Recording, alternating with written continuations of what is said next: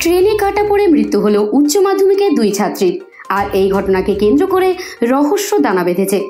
ঘটনাটি ঘটেছে কুলপি থানার নিশ্চিন্তপুর ও করঞ্জলি স্টেশনের প্রায় মাঝামাঝি এলাকায়। মৃত দুই ছাত্রীর নাম সুমিতা দাস ও সোমা জানা।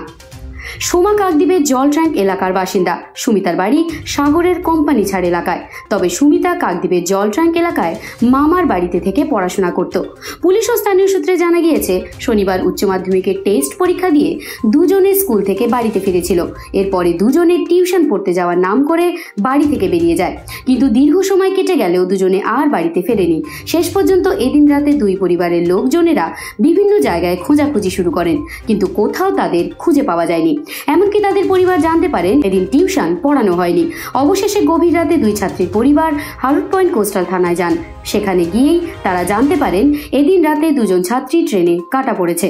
শেষে খোঁজ খবর নিয়ে দেখা যায় মৃত দুজন সুমিতা ও সোমা ছিল। আমার কাছে খবর এলো যে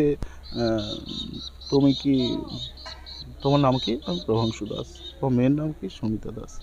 না, সুমিতা দাস কালকে কখন বেরিয়েছিল? না, আমি এরকম সময় বেরিয়েছিল 5টার সময় টিউশন করবে বলে, তারপরে আর বাড়ি ফেরেনি।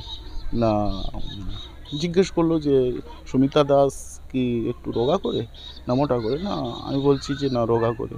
না, সুমিতা দাস আর সোমা জানা কি মোটা করে? আমি বলি হ্যাঁ, মোটা করে।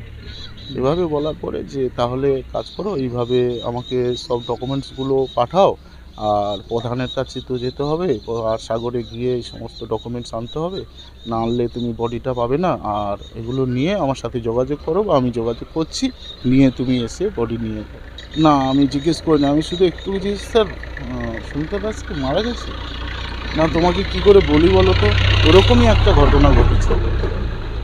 তারপরে আর আমাকে কেউ কিছু এখন তেমনভাবে শুনিনি, শুধু এইটুকুই ওখানে স্যার আমাকে ছবি দেখালো, যেটা মনে ধারণা এলো যে ট্রেনে কাটা হয়েছে, এরকমই একটা। এটাই তো আমার প্রশ্ন, দুটো মেয়ে এত দূরে গেল কি করে, কে বা কারা এভাবে কি করলো? হ্যাঁ, পুলিশ তদন্ত করবে, পুলিশ তো অবশ্য তদন্ত করবে।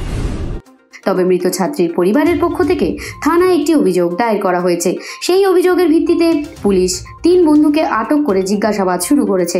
যদিও হারুট পয়েন্ট কোস্টাল থানার পুলিশ পুরো ঘটনার তদন্ত শুরু করেছে।